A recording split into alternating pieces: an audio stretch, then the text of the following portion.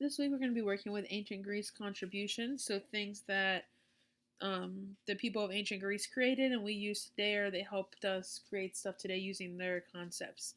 So the first one was their government. So they had direct democracy. That's government by the people. So the people voted for their own rules and laws. Women, children, and slaves could not vote. They weren't considered actual citizens back then, so they could not vote.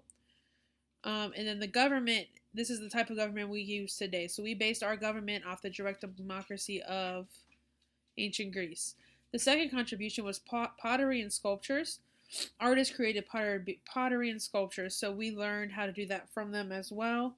And these are just a few examples of some of the ancient Greece pottery artwork, pottery and sculptures that they had. The next one was their architecture, which is buildings. They created columns and arches for the buildings. So if they had not done that, we wouldn't have them today. We do base a lot of our buildings off of their buildings, so you can see a lot of our larger buildings, like state buildings or federal buildings, have columns on them and arches, and they're based from the architecture of ancient Greece. This building right here is their most famous one that people know from ancient Greece is the Parthenon. And then lastly, they had the Olympics. So that's a sports contribution that we received from them.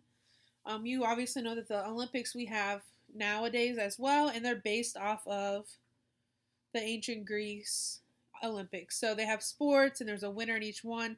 Today, we obviously win medals, and back then they just won an olive branch, but they also had different sports. So they only had a few sports, but now we have tons of sports.